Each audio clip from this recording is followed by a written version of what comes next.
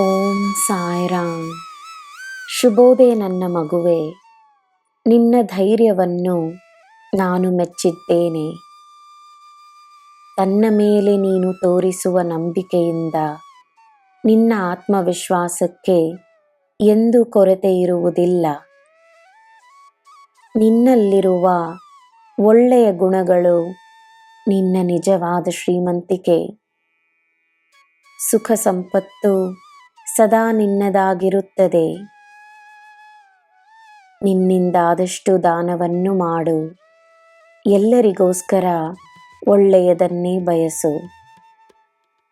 ನಿನ್ನ ಮೇಲೆ ನನ್ನ ಗಮನವಿದೆ.